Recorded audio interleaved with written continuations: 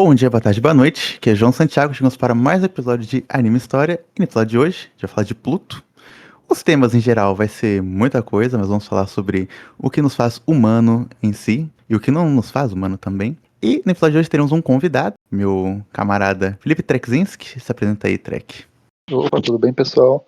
Meu nome é Felipe, então eu sou um estudante de história, igual meu amigo Juanito, né? Então vou tentar dar uma base um pouquinho histórica sobre a questão de Pluto, sobre alguns temas, etc, né? Então vai ter um papo aí, ver qual é que vai sair. Agora o nosso canal aqui, ele vai ter uma participação maior de mais pessoas. Vai ter aqui o Trekzinski, também o Luigi Martins, de Mac, entre outras pessoas também, que a gente vai te trazendo e tal. E também tá sendo vídeo, tô só esperando chegar a câmera que eu comprei. E quando chegar, a gente vai começar a produzir melhor as coisas e assim vai indo. E sobre o Pluto, começo de conversa. Trek, me fale aí da produção do anime, quem é o autor, quem fez essa pedrada aqui que é Pluto. Acho que primeiro de tudo a gente pode falar um pouquinho de quem é o Naoki Urasawa, né? Que é o autor de Pluto. Eu dei uma pesquisada um pouco da vida dele, algumas referências que ele teve. Primeiramente, né? Ele não Pluto, etc. Pluto e Monstro, que ele é muito conhecido também, não são as primeiras obras que ele trabalhou, né? Ele tem uma carreira desde os anos 80, mais ou menos, trabalhando com mangá. Então, esse debut maior dele, de obras mais famosas, etc., como Monster, foram um pouco posterior, né? Anos 90, anos 2000, principalmente, que teve meio que um... É, final dos anos 90, 2000, e tudo junto, né, velho? Fez logo tudo um em cima do outro, um Sim, junto com o outro. Como ele aguentava a pegada, sabe Deus, velho. isso é uma coisa bem doida, que ele trabalhou em 2, 3 obras seguidas assim, e isso é uma coisa que eu não sei como ele não ficou doido, né? O cara trabalhou em 2, 3 obras grandes, porque você vai ver as obras deles, na maioria das obras são coisas de mais de 100, de 200 capítulos trabalhando simultaneamente, é uma coisa bem doida, né?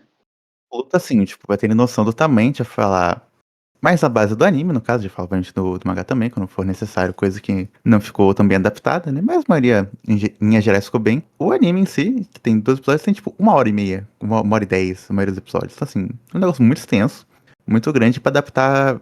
Creio eu que foi uma boa adaptação. Falando da adaptação, antes eu vou falar um pouco de que a obra que inspirou, né, que é do Astro Boy. Não sei se o Trek tem familiaridade com o Astro Boy e com essa parte da história, né, que é o arco do maior robô da Terra. Acho que é difícil não conhecer Astro Boy, né? Mas eu nunca cheguei a parar pra ver ou acompanhar de forma seguida assim Astro Boy. Acho que é meio que um daqueles animes que todo mundo conhece, eu já ouviu falar, mas nem todo mundo já viu, né?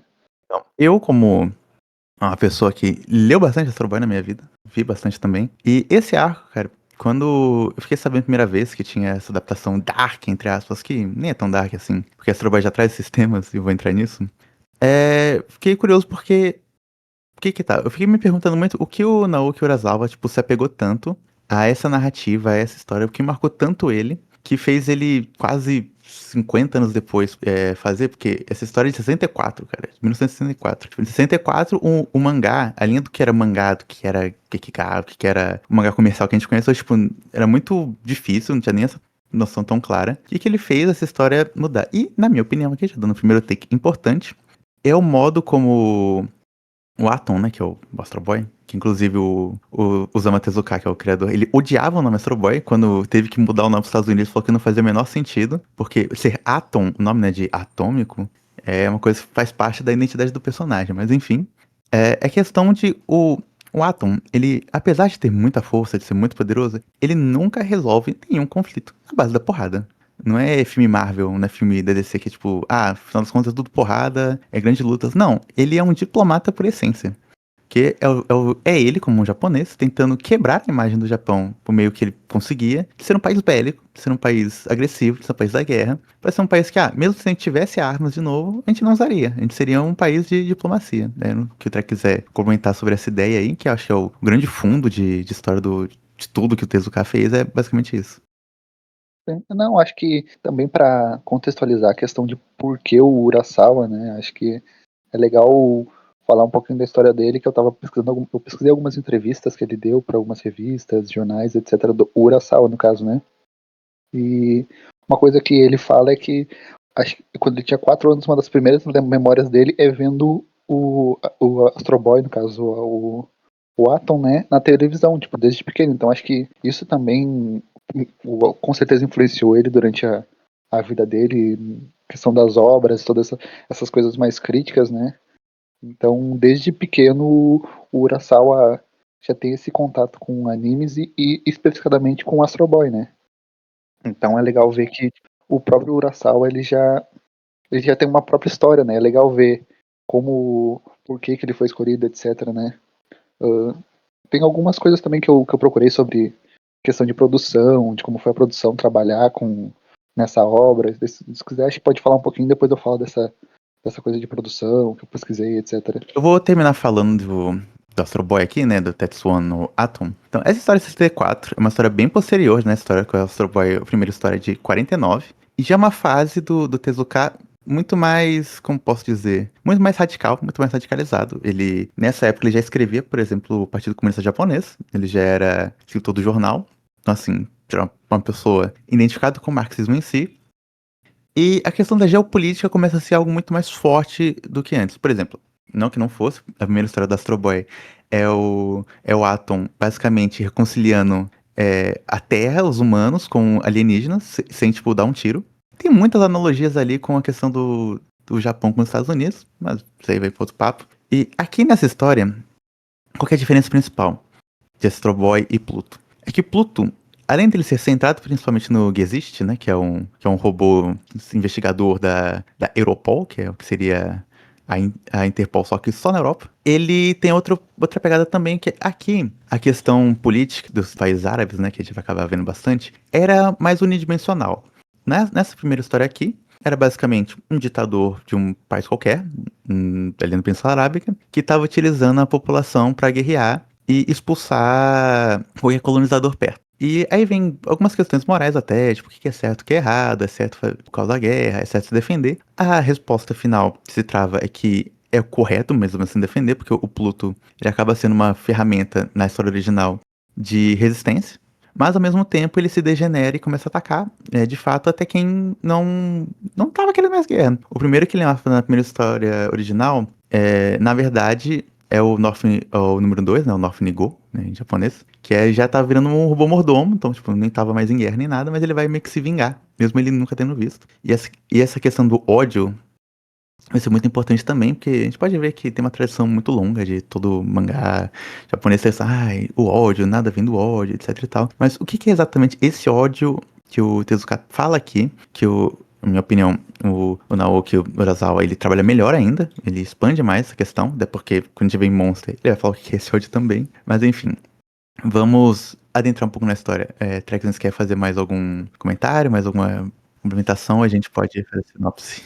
Eu posso comentar um pouquinho, além da pesquisa que eu fiz, né, que uma coisa que o Urasawa falou sobre Pluto, né, que primeiro como a gente viu, né, por ele ser da primeira história que ele viu, o primeiro anime, algo que marcou ele, né, mas da produção ele fala um pouco que é difícil trabalhar, foi difícil trabalhar porque imagina, tu tá trabalhando com a obra do pai dos mangás, né, o cara é tipo o centro de referência para todo mangaka, né, então reescrever essa história de forma a homenageá-la é uma coisa muito difícil, né? Então ele fala que foi algo muito especial para ele, mas ele não pretende fazer isso de novo, porque imagina o trabalho tu pegar uma obra de um cara que é um ícone, para uma área e ter que reescrever ela, né? E isso, e ainda bem que o Pluto foi uma coisa que deu muito certo, né? Porque ele manteve as características originais, as críticas, etc. E elevou a partir das nossas,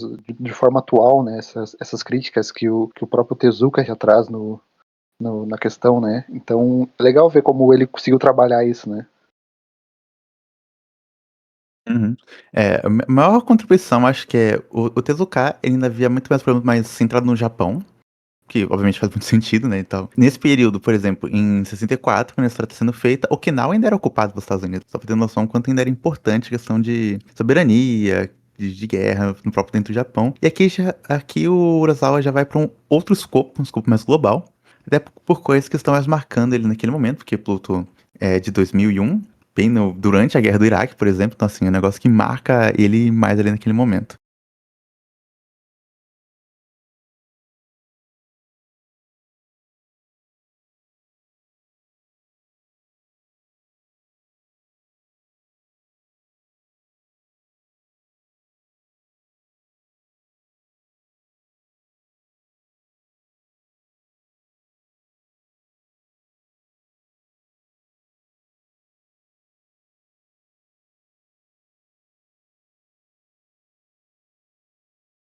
Agora eu vou dar uma sinopse bem rapidinha aqui, sem muitos spoilers.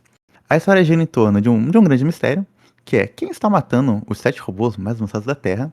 Na investigação, a gente vai seguir, como eu disse antes, o Gesicht, que é um agente da Europol, que é também um dos 7 robôs mais avançados.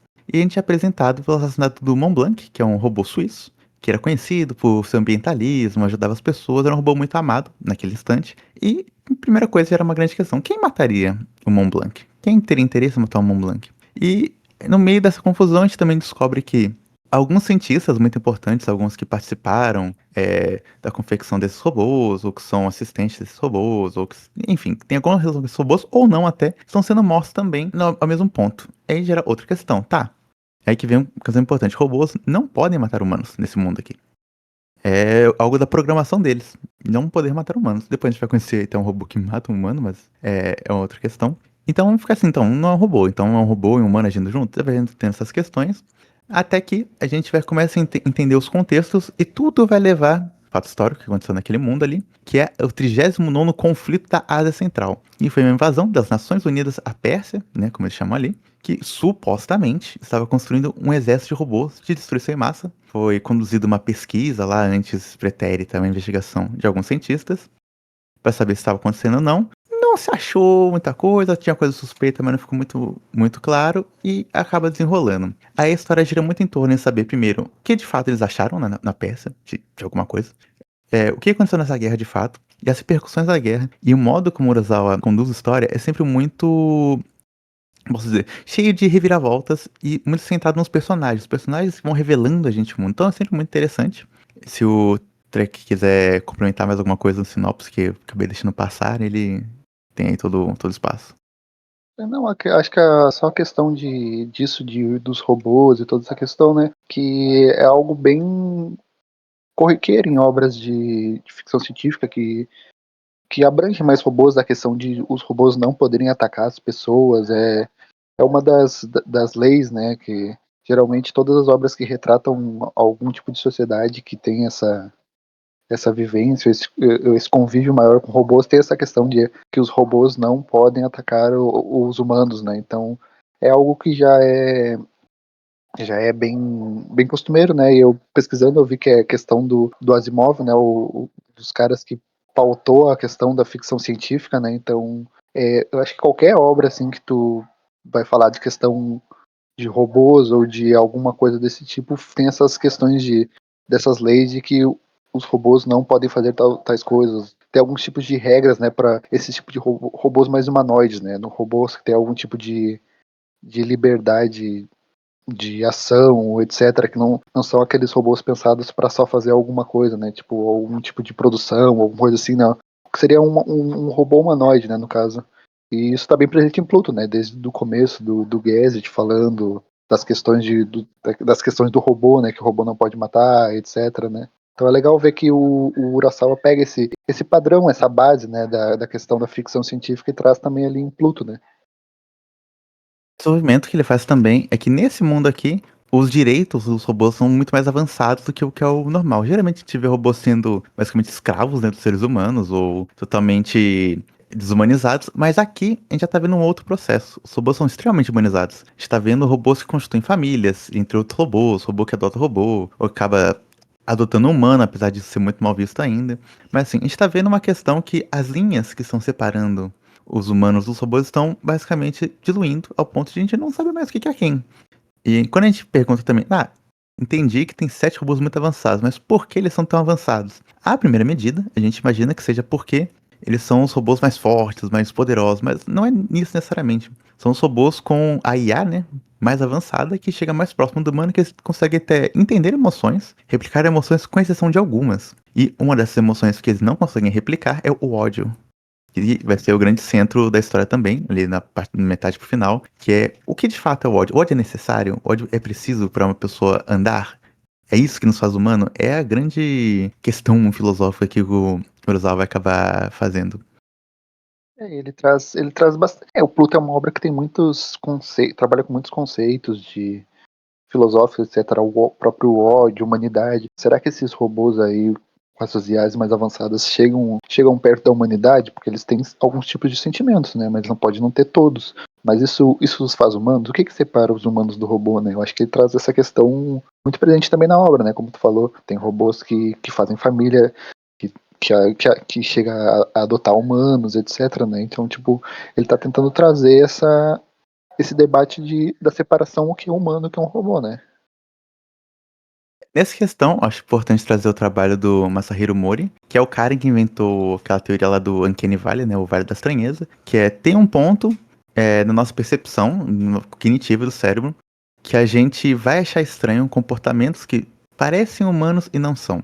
Na mesma medida, tem pontos que a gente pode criar empatia com alguma coisa que de fato não é humana. Por exemplo, vamos pensar numa coisa que todo mundo acha bonitinho, Pokémon. Por que a gente acaba achando, sei lá, o Pikachu bonitinho e a gente não acha nem sempre um rato comum bonitinho? Porque pela forma mais humanoide dele, o tamanho dos olhos, que é algo que a gente acaba meio que olhando de primeira, as cores muitas vezes, enfim.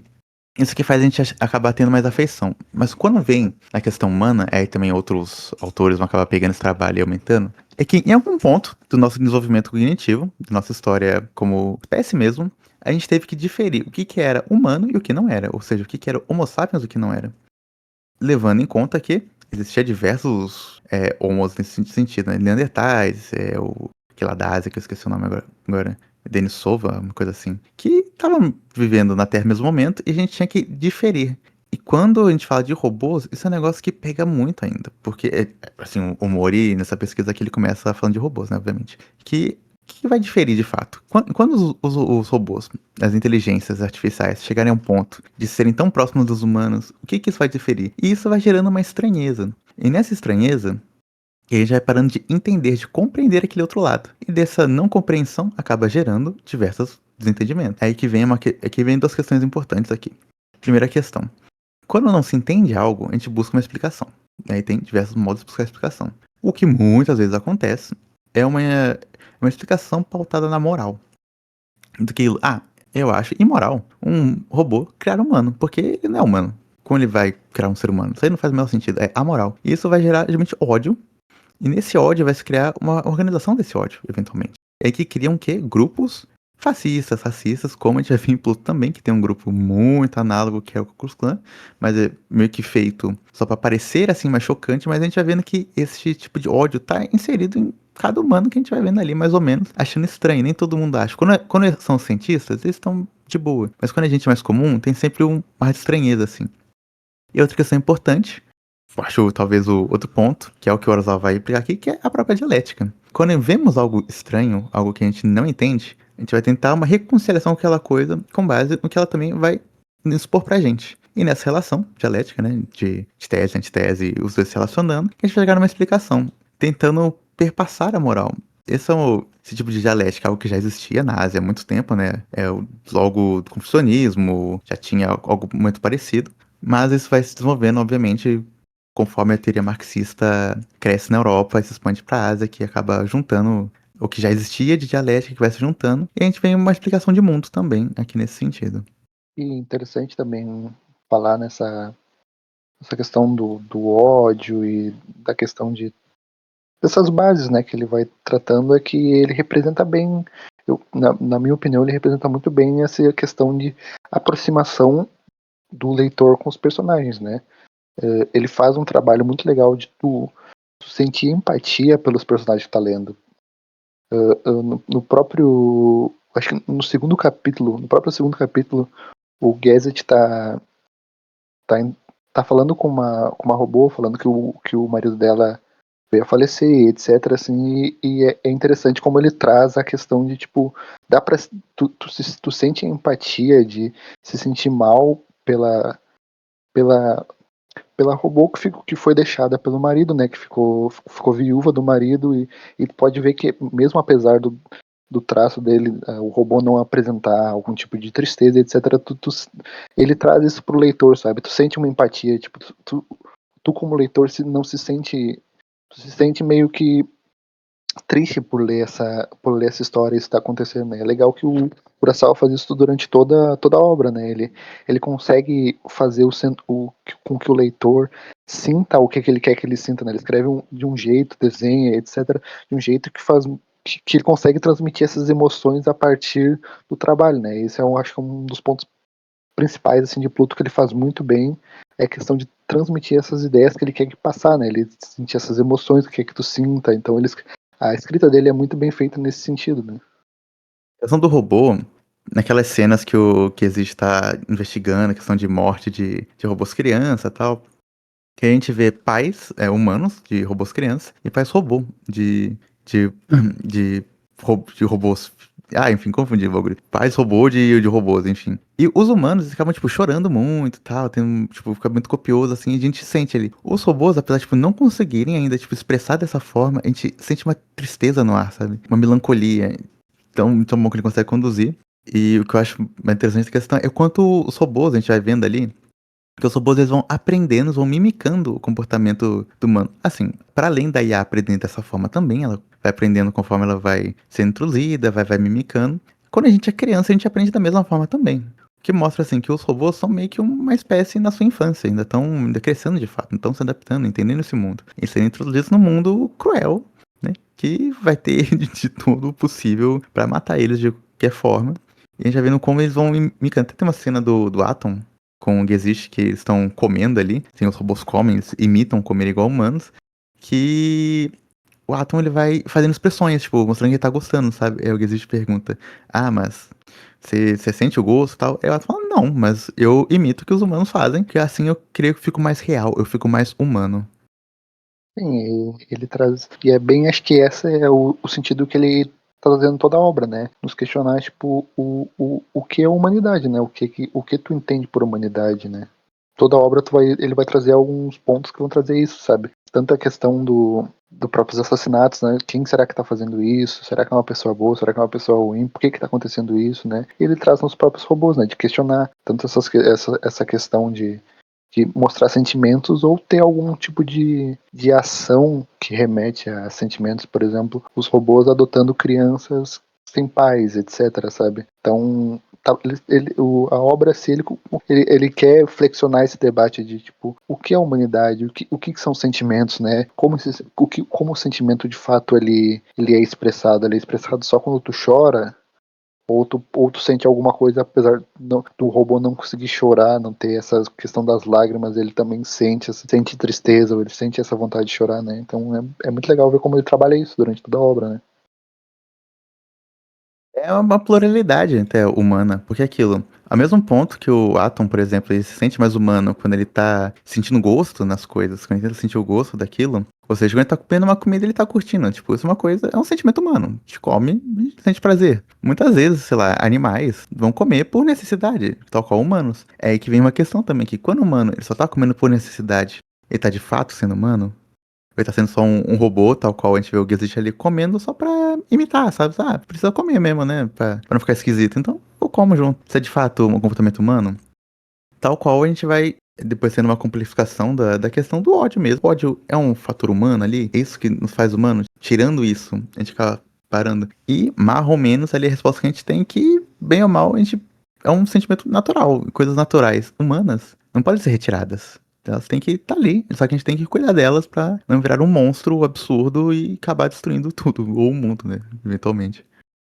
E, e bem isso de que ele traz essa questão, essas questões de sentimentos dos robôs, não só de forma positiva, mas de forma negativa também, né? Como essa questão de será que esses robôs sentem ódio? Será que esses robôs sentem algum outro tipo de sentimento que não necessariamente é benéfico, sabe? E ele vai trazendo isso durante o debate, né? E durante toda a obra dele, e com algumas cenas, etc., que acontece com o Atom, ou com algum. Ou posteriormente, né? Com a questão do que a gente vai descobrindo mais sobre o vilão, etc., né? Tem até depois um robô, né, que ele acaba matando um ser humano. Eles fazem uma investigação assim nele e, tipo, isso não é nenhum spoiler pesado, porque só meio que já tá ali escrito logo de começo, que não tinha nenhum problema na IA dele. Tava funcionando normal. E esse era o grande barato do negócio, tipo, o que que fez? Essa IA, que aparentemente é perfeita, não tem nenhum erro, não tem nenhuma falha, não tem nenhuma falha de programação, chega ao ponto de simplesmente matar um ser humano. E aí vamos vendo Acho que nem é explicado exatamente porque ele matou um ser humano, acho que ele só meio que por cima. Mas que não é essa a questão. É a questão de. Isso tá dentro do que é a humanidade também. Você sentir, às vezes, um ódio, uma repulsa e matar o outro. Isso tá dentro da humanidade. Mas a questão vem: o que que você faz com esse ódio, com essa repulsa? Você causa mais guerra ou você tenta entender esse ódio e tenta canalizá-lo de outra forma? Que é a resposta final de tudo que o Urasawa tenta, mas isso você só verá no próximo episódio, porque aqui a gente não vai dar spoiler maior. A gente tá só apresentando temas porque é uma discussão muito rica, então não vale a pena gastar tudo aqui na primeira. Sim, e essa questão do. Bem no começo já aparece esse robô, né? Tanto que esse robô ele tá isolado da sociedade, né? Ele não tá na sociedade, ele tá num lugar isolado da sociedade, porque pra questão de, tipo, um robô emitir esses sentimentos negativos os humanos não sabem como lidar muito bem com ele, né? Então é questão de como o ódio, etc, ele tá. Como tu lida com esse ódio, né? Como sociedade, como principalmente vindo de alguém ou de um ser artificial, né? Que vamos dizer assim, esse robô foi criado por alguém. Ele, pelos testes, pelas coisas, ele não tem algum outro problema, mas então por que isso aconteceu? O que tu faz com esse robô, né? Então é interessante ver como esse robô ele consegue apresentar esses debates também, né? Da questão de tipo, mas o robô pode sentir ódio também, não essas coisas, né? Uhum. Então um outro ponto que levanta aqui é a questão de criminalidade mesmo, que a gente faz. Um ser humano que comete um crime, comete uma coisa que é, entre aspas, é desumana. A gente exclui da sociedade, a gente tenta entender, a gente te mata, o que a gente faz? É uma questão no Brawl, né, que é esse robô, a gente acaba levantando essa questão também. O que a gente faz de fato aqui? Assim, no sentido ali que o Urasawa vai acabar trazendo, é que é complexa a situação. Cada situação exige um outro tipo de julgamento que não vai basear na sua moral apenas. Tipo, é errado. Mas não tem nada errado com ele. Mas tá, mas isso é errado. Então exclui. É muito mais complexo que isso. E outra coisa que eu acho importante sempre nas obras do Urasawa é que ele não tenta ser não tenta responder o mundo inteiro, tá ligado? Né? Tipo, Code Geass, que acaba o mundo. O protagonista, o Lelouch, lá, ele virou o mauzão de tudo. E porque ele virou mauzão e depois morreu, o mundo viveu em paz, tá ligado? Não é assim que funciona, porque ele tenta, no máximo que ele pode, replicar as relações reais, sabe? Então nem tudo vai ter uma explicação tão fácil. É muito mais interpretativo do que, tipo, eu acho que é isso e o autor falou que é isso, então é isso, tá ligado? E questão de que não necessariamente esse robô é um robô maligno, né? Ele não é um. Porque isso aconteceu uma vez, mas quando o Gazet, etc., vai falar com ele parece automaticamente normal, né? Então é legal ver que. Tipo, não, o Urasawa meio que tenta não replicar a sociedade, mas ele se baseia muito na sociedade atual, né? Pensando que não existe só esse ser maligno, mas não existe só bondade também. Então ele vai ter essa questão do que ele traz na obra também, a questão das pessoas da KKK contra robôs, né? Então, tipo, esse ódio, essa sociedade também tem seus problemas, né? Não é uma sociedade perfeita. Essa questão que o Gazet tá, tá investigando da questão dos assassinatos robô não é o único problema dessa sociedade, né? Essa sociedade tem outros tipos de problemas que tem que ser superados também, né? Então é legal ver como ele trabalha não com esse problema único, né? É só, o único mal dessa sociedade é esse assassino de robôs que está acontecendo, né? Então é legal ver isso também na obra dele, né?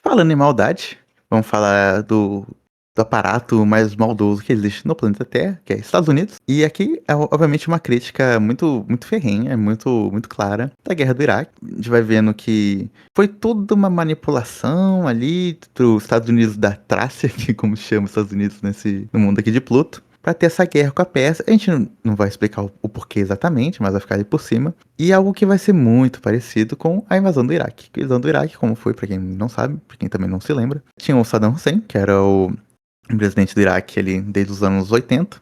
E vai tendo ali uma questão que ele vai perdendo apoio com os Estados Unidos vai minando o poder dele ali, vai botando base no Kuwait, depois ele acaba invadindo o Kuwait, ele é um país ali do lado, por questão de fronteira, até que começa a espalhar mentiras na mídia, de que o Iraque tinha armas de destruição em massa. Tinha uma bomba atômica, que ia atacar em Israel, que ia atacar não sei aonde, e o Iraque era um problema que precisava ser resolvido.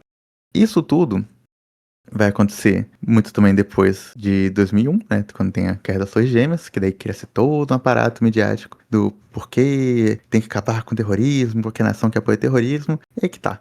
O Iraque não tinha nada a ver com terrorismo, não financiou nenhum grupo terrorista. O Iraque também não tinha armas de destruição em massa. O Iraque não tava nada a ver com isso aí. Mas, na onda disso tudo, na onda midiática, teve um grande apoio da população, em certo momento, assim, obviamente cega disso, e acabou tendo essa invasão do Iraque. E aí que tem um ponto que daí fala mais aqui com o Pluto também. Foi tudo muito televisionado. Foi a primeira guerra que todo mundo via assim o tempo inteiro na mídia. Depois a gente vai ter a guerra da Síria, que foi o mesmo processo, a gente sempre vendo, acontecendo, até chegar hoje, na guerra que Israel está propagando contra os palestinos há décadas, que a gente tem simplesmente todas as informações na nossa mão, a gente tá vendo o tempo inteiro. E quanto isso vai desmobilizando até as pessoas, de certa forma. Tipo, a gente vendo tanta desgraça, tanta tragédia, que a gente vai perdendo mobilização. E aqui em Pluto, é algo que acontece da mesma forma.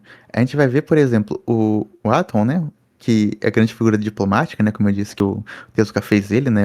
É um robô que ele não ataca nem sempre porque ele quer. Ele vai ali sempre tentar dialogar, tal, sempre um pacifista, sempre um diplomata. E aqui, ele usa essa diplomacia do Atom pra ser um garoto propaganda da guerra também. Ele, tipo, não, estamos libertando aqui, desse maldoso aqui, e vai dar tudo certo, porque depois a gente vai reconstruir tudo. E a gente vai vendo como também é o que o Japão é hoje, é uma crítica aí do só também que o Japão é o bonzinho, hoje em dia, não faz mais nada, não invade ninguém. E na guerra do Iraque, o Japão fez esse trabalho sujo, os Estados Unidos também mostrando assim, ó, não tem problema, o Iraque vai estar, os Estados Unidos vai te matar, vai te destruir, mas a gente vai vender carro barato e vai plantar a indústria aí que vai dar tudo certo, que a gente vai te ajudar, que a gente é o bonzinho. Os Estados Unidos é malvado e a gente tá ali na cobertura pra ser o bonzinho. E é mais ou menos que o Atom vai fazer aqui também. Ele é o Atom é japonês, obviamente, ele é seu figura diplomática. Não, a gente tá libertando todo mundo, enquanto nos bastidores tá rolando uma guerra sangrenta que vai matar muitos humanos e muitos robôs também, né? Nunca esquecendo isso aí.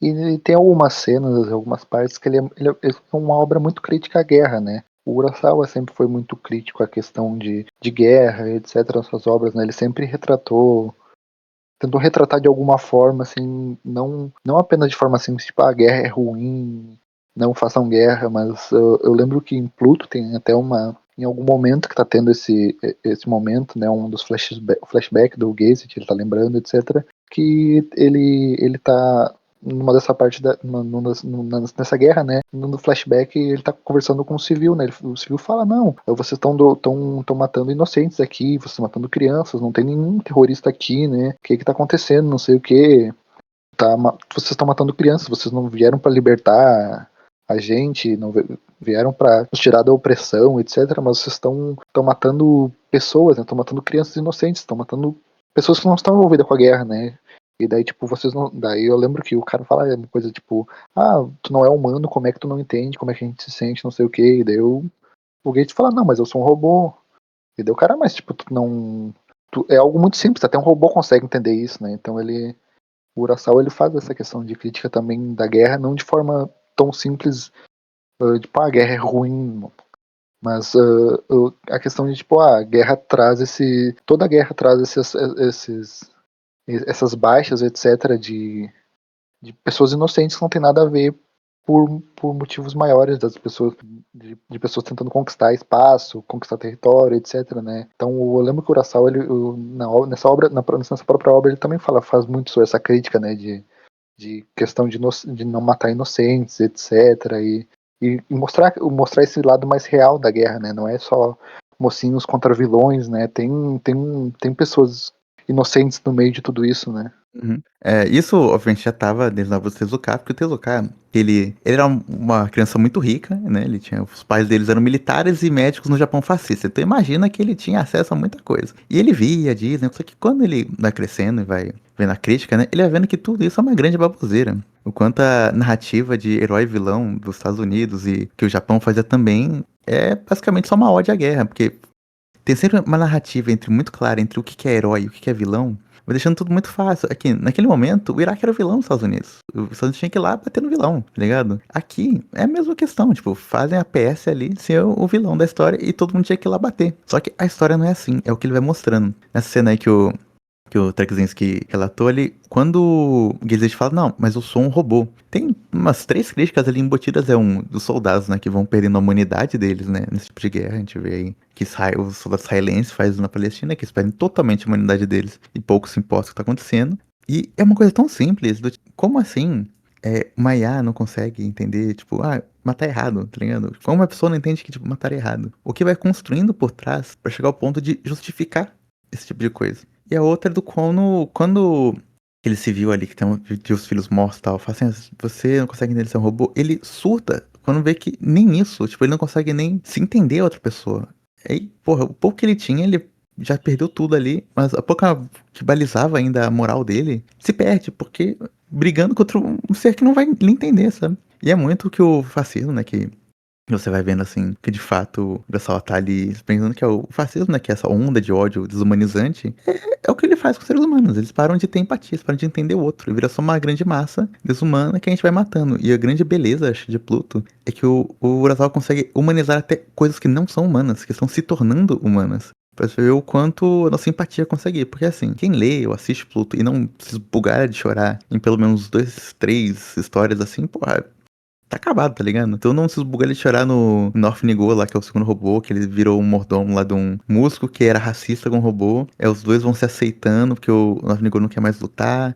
Aí ele vai encontrando na música. E o que eu acho mais bonito também, é que ele não quer aprender música como um robô, que ele é tipo, ele ia baixar, o software ali de música, e é só reproduzir. Não, ele quer aprender a tocar como um ser humano, ou seja, ele quer ser um ser humano, ele quer fazer coisas como um ser humano. E quando o músico entende isso, porra, é bonito aí, enfim, porra, essa parte é foda. Todo esse debate que ele traz acho que esse é uma das principais conceitos que ele quer trabalhar, o que é a humanidade, o que faz o humano, o que faz algo ou alguém ser humano, né? É só um status de nascimento, é só algo biológico, é algo fisionômico, é algo social. Então acho que esse é um dos principais conceitos que ele quer trabalhar com Pluto, né? O que que é humanidade? O que que é humano? O que que é ser humano, né? E ele desde o começo está bem presente na obra, né? Como essa questão do North, né? É bem no começo da obra e ele já tá trabalhando essas questões, né? E durante toda a obra tu vê isso, do questão tem uma cena do Gazet brincando com um robô muito mais simples que ele, sabe? Essa questão de, tipo, será que o Gazet está se tornando um humano?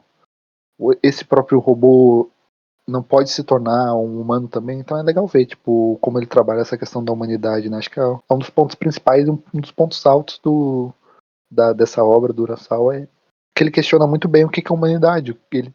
É uma obra que te faz questionar enquanto tu tá lendo, enquanto tu tá vendo. Essa obra tu começa a se questionar também os teus próprios conceitos, né? Do que tu entende por humanidade, o que tu entende por ser humano, né? É muito legal isso que ele traz em toda a obra. E nesse sentido, a gente tem até uma cena lá do Osamu Mizu, que é o super cientista lá do Japão que acaba cuidando depois do Atom, né? Não é quem cria o Atom, né? Quem acaba cuidando dele. Que ele encontra um cachorrinho robô, daqueles que, sei lá, tinha nos anos 2000, desse naipe assim. E ele fica muito abalado, porque, tipo, porra, todo destruído, mas viu que ele era muito bem cuidado, sabe? Aí ele acaba tentando cuidar dele, tentar salvar, tava, tipo, uns 2 capítulos quase, tentando salvar o robozinho. E não consegue, sabe? Depois ele chora. Pô, e isso é muito do ponto do que é ser empático, sabe? É um negócio que não é humano, que não é um ser vivo, que tá claramente datado, sabe? Mesmo assim, o cientista vai lá e tenta fazer o máximo. É um trabalho de médico quase, né? De salvar aquela vida, né? Mesmo artificial, mas é uma vida. E aí que vem aquele ponto. O que a gente consegue transformar em ser humano, sabe? O quanto faz a gente empático, né? Tá se dando humano.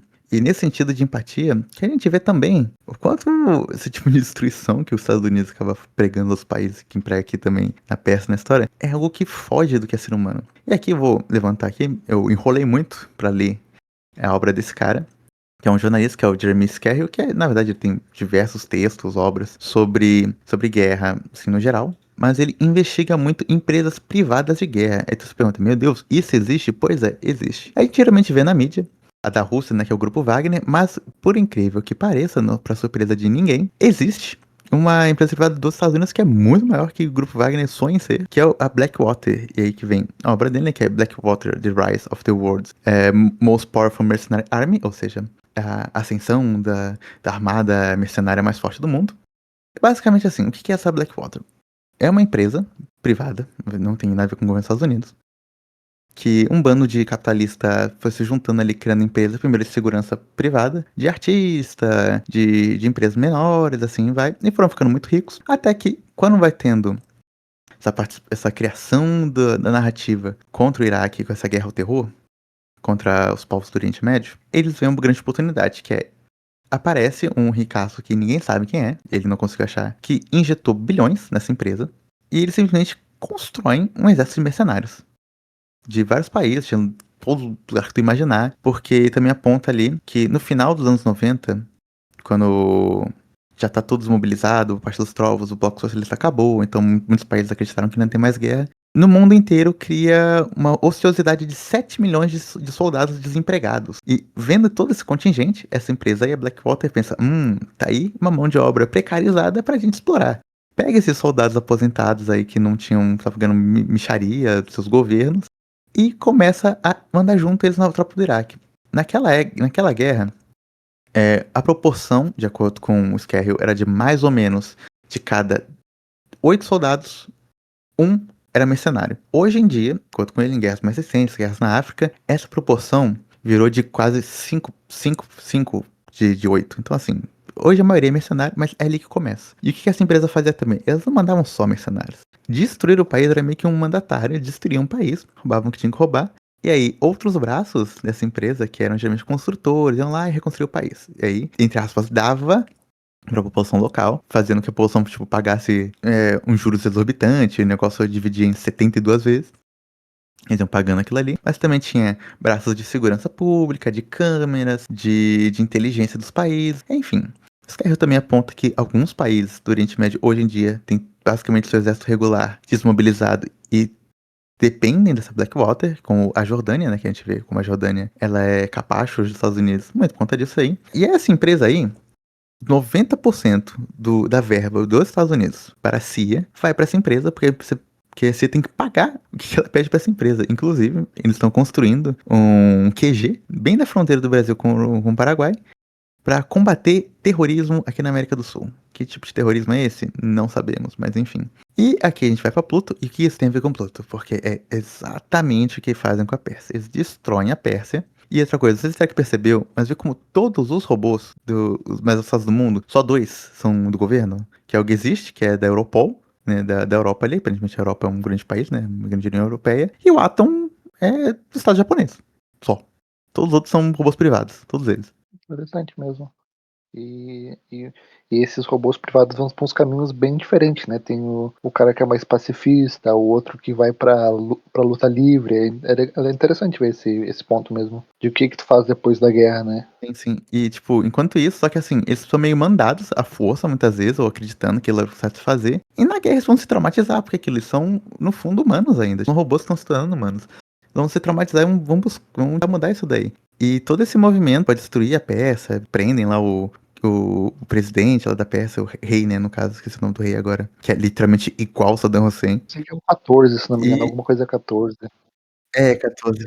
Xerxes 14, né? Em homenagem ao rei antigo. Que é igualzinho ao Saddam Hussein. Então, tipo, tem essa destruição e mostra que foi tudo armação, assim, tá ligado? Foi tudo pra enriquecer o tipo de gente. Enquanto o presidente dos Estados Unidos, que mostra ele sendo meio um bocó, né? Incrível que pareça, né? Oh, quem imaginaria? Ele tá só se beneficiando disso tudo. E enquanto isso, esses robôs que foram forçados aí nessa guerra voltam todos traumatizados. E a gente vai acompanhando depois o desenrolar de cada um, já vendo direitinho e tal. Mas isso a gente pode falar mais no próximo. O Trek pode só complementar que ele ia falar do caminho de cada robô privado, que depois param de ser objetos, né? Eles meio que são descartados, entre aspas, né? Podem seguir a vida deles do jeito que querem. Grande parte deles ali, claramente tu vê que eles têm problemas causados do momento da guerra, né? Todos têm algum tipo de trauma, mas que foi causado pela guerra, né? O próprio Gazet também tem o Atom, todos eles sofrem por daquele momento, né? Então é legal ver como Isso a gente pode, acho que ficar melhor falar no próximo, que tem mais spoilers, mas todos tentam fazer algo, todos esses de forma privada, né, tentam fazer algo para que tente apagar, não apagar, mas tipo, como é que eu posso falar? De balancear, né, todo o mal que eles fizeram com algum tipo de bom, seja adotar órfãos, seja essa questão de tentar não renegar esse passado deles, né, é legal ver isso, como ele traz bastante isso na obra.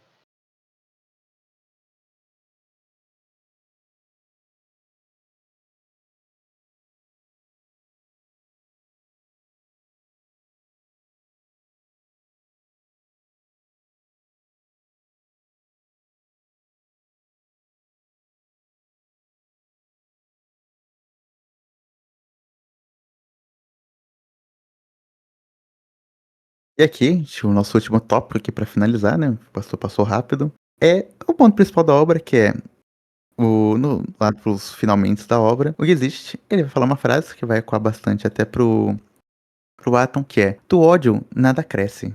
Não dá pra construir nada com ódio. Aí nisso daí, o Atom vai se balizar muito nisso pra resolver os conflitos ali que ele vai enfrentando. E aqui a gente pode ver que tipo de ódio é esse. Não é uma emoção por si só, não é um ódio assim abstrato.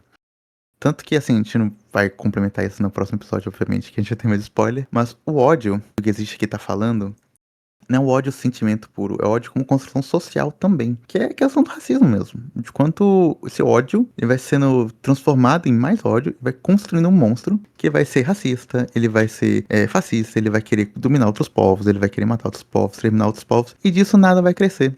E nisso aí também, o grande vilãozão por trás de tudo, né? Que não é spoiler que vai por isso lá, que é uma IA, que é o Roosevelt, que é a IA que controla, entre aspas, o presidente dos Estados Unidos. E aí eu fiz uma teoria, é literalmente teoria, tá?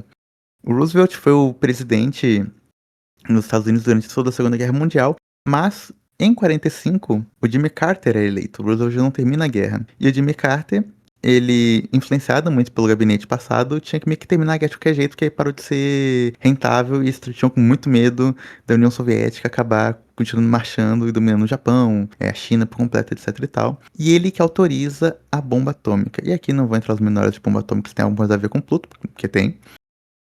E este outro presidente aí, que é dominado por esse IA do Roosevelt, ele é meio bocó que nem o Jimmy Carter, sabe? Então, tipo, meio pau mandado. Então, assim, não sei se isso tem a ver, mas é minha teoria. Eu acho que tem a ver. Mas, enfim. A questão do ódio é muito disso, sabe? Ele vai sendo só fabricado pra construir mais ódio. O ódio que existe é esse. Enquanto isso, tem também um outro ódio, que é uma emoção humana, e aquilo faz parte também pra se moldar como um ser humano, tipo, o que fazer com ele. Porque assim, dando um leve spoiler, os robôs vão começar a desenvolver ódio também. E vai ser deste ódio e outras emoções instáveis, né, como até falam lá, que eles vão começar a se entender melhor como um ser humano e aprendem a fazer coisas não robóticas e coisas muito humanas, como por exemplo, mentir, que o robô não mente até então. Como eu tinha falado anteriormente, né, nem só de sentimentos bons vive a humanidade, né? Então, o Urasawa também traz essa questão de que esses robôs, ao se tornarem mais humanos, etc., eles também vão adquirir sentimentos negativos, né? Sentimentos como ódio, como raiva, tristeza, essas outras coisas, né? E é legal ver é uma história sobre humanidade, né? Então ele está trabalhando todos esses amplitude da humanidade, né? Todos esses sentimentos, todas essas questões, né? E a gente vai finalizando também o quanto o ser humano, ele pode ser complexo também. Aí dando uma pitadinha de outra obra dele, que é de Monster, né? Numa parte final ali, tem um personagem e tal. A gente vai fazer um dia programa de Monster aqui, continuem assistindo o podcast e ver os vídeos que vão ser lançados que a gente faz de Monster, que é uma frase que sempre me pegou muito, que é: humanos podem ser qualquer coisa. E no começo, essa frase tem uma conotação muito negativa, mas na verdade não. Na verdade, ele literalmente pode ser qualquer coisa, ele pode virar qualquer coisa. A humanidade tá aí pra isso. O mundo, como ele cresce, o jeito que ele vai interagindo com o mundo, como o mundo vai agindo com ele, sociedade e tal, que vai moldar esse humano. Que daí é muito da teoria também do Vygotsky, né? Da visão de desenvolvimento, etc e tal. Mas enfim. Eu acho que é muito disso que o Orelsan tenta passar. Que o humano, no final das contas, pode ser qualquer coisa. A gente pode ser tanto um monstro quanto uma pessoa boa, em vários sentidos, né? Mas o importante é que tudo isso faz parte do que a gente é. Isso, tipo, todas as obras do Urasawa ele gosta muito de falar de sentimentos humanos, seja sentimentos bons ou sentimentos ruins, né? Todas as obras dele têm essas questões de ambiguidade, né? Porque o, o humano não é só feito de sentimentos bons, mas também de sentimentos ruins, né? Então, o próprio Monster, 20th Century Boys, tem muita questão da religião e de como o humano pode fazer a religião ser algo extremamente nocivo para a sociedade e essas coisas, né? É legal de ver como ele sempre trabalhou com esse tipo de narrativa e de noções, né? De que nem tudo é bom e nem tudo é ruim também. Isso que faz a humanidade, né? Um ponto aqui também que eu acho bem interessante, que o Urasawa sempre ponta a religião, e que também tem religião assim, mas mais de fundo, é mais na questão moral. Quando eu falei de dialética oriental, é muito para perpassar essa questão moral que a religião acaba trazendo, para tentar entender o que está acontecendo ali no mundo material de forma mais real, né? Que é o que o marxismo também vai desenvolver. E na questão do Japão, o budismo no Japão ele foi muito utilizado durante o período fascista, porque no ciclo budista tem a questão do sofrimento e do vazio, no final das contas. E esses dois passos do budismo, do Zen budismo, pra ser mais específico, né, que é o ramo abrangente no Japão, eles vão ser muito utilizados para os soldados terem essa noção de que, a gente tá sofrendo, esse povo aqui que a gente tá matando tá sofrendo, mas é para no final a gente chegar numa iluminação que a gente não vai precisar de nada. E do vazio, essa ideia do não sentimento, da impermanência permanente, é de tipo, tá acontecendo merda. Mas é isso aí, tá ligado? Tipo, não tem o que fazer, vamos só seguir a ordem e a gente vai indo. E aí mostra o quanto a religião pode ser deturpada também. E aqui, tanto quanto o Japão fascista fez, quanto o Plus tenta mostrar também que qualquer tipo de sentimento e qualquer tipo de caminho pode ser deturpado de algum ponto ou outro. E ele sempre trabalha, o Urasawa em si, ele sempre gostou de trabalhar essa questão de deturpação da humanidade. No podcast de Monster, isso acho que vai ficar mais óbvio, mas no próprio vilão principal da obra, né? Essa questão de toda a questão dessa humanidade dele, que ele aparece, que ele tenta.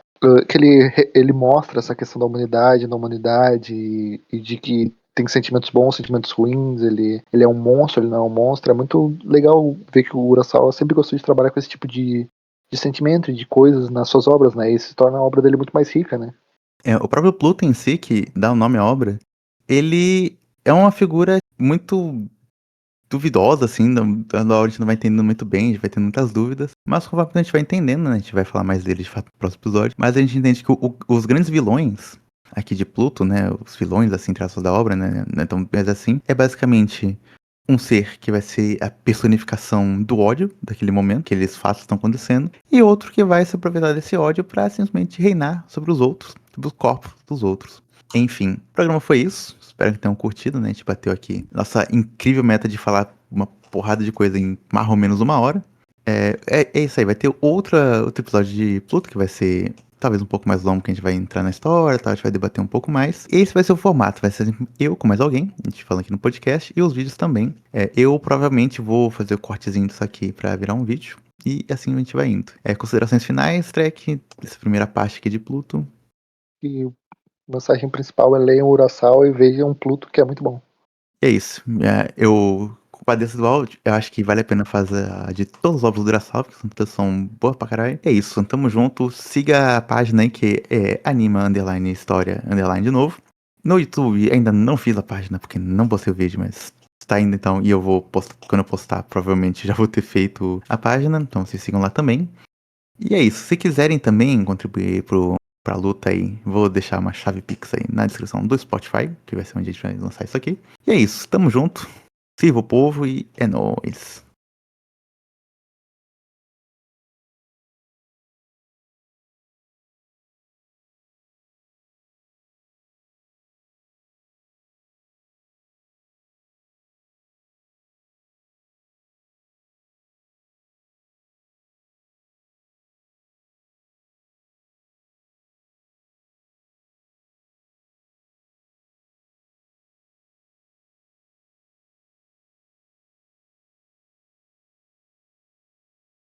Não acabou ainda, não acabou o programa ainda. vamos fazer aqui umas pequenas erratas. Eu falei que a Guerra do Iraque foi em 2001, mas não, foi em 2003. Confundi com a queda das Torres Gêmeas, que inclusive é no dia de hoje. Estou editando esse vídeo enquanto é o dia 11 de setembro, que não é a queda das Torres Gêmeas, é o golpe que os Estados Unidos deu no Chile, que derrubou o presidente Salvador Allende. Então, abraço ao Allende aí, onde esteja, um dos homens mais íntegros e gigantescos da história da América Latina. E também no dia de hoje o Bolsonaro foi preso, ou seja, o dia 11 de setembro, como disse meu camarada Lady Mac, é um dia com síndrome de protagonista, é um dia foda. Enfim, outra questão, algumas outras questões teóricas eu acho que eu vou deixar melhor explicado no próximo programa, assim como a questão dos spoilers, etc e tal. Por exemplo, sobre dialética oriental, eu acho que fica melhor encaixado, talvez quando eu falei outra obra, talvez. Então vou dar uma explicaçãozinha aqui muito, muito rasteira, tá? É algo muito inspirado no taoísmo, que deste taoísmo acaba se glutinando no confucionismo, e isso vai ser passado para o Japão, no neoconfucionismo, né, principalmente, que vai acabar estratificando esse tipo de coisa na sociedade, que é muito do equilíbrio, e é um tipo de dialética que não é tão progressiva. Ela não está buscando uma antítese sobre duas coisas, está procurando um equilíbrio entre elas, entende? Isso faz com que a sociedade, antes do advento do marxismo, seja muito mais conservadora. Essa é a grande explicação do porquê, por exemplo, existem ainda setores muito conservadores na China, o Japão e a Coreia do Sul são extremamente conservadores, mas enfim. Só pra vocês terem uma ideia, assim, então, eu vou explicando isso mais com o tempo, eu acho que é um conceito um pouco difícil de entender, então vou ir martelando aos pouquinhos até todo mundo ter bem fixado na cabeça. A questão do Uncanny Valley, né, do Vale da Estranheza, eu vou trazer mais uma pesquisa no próximo episódio.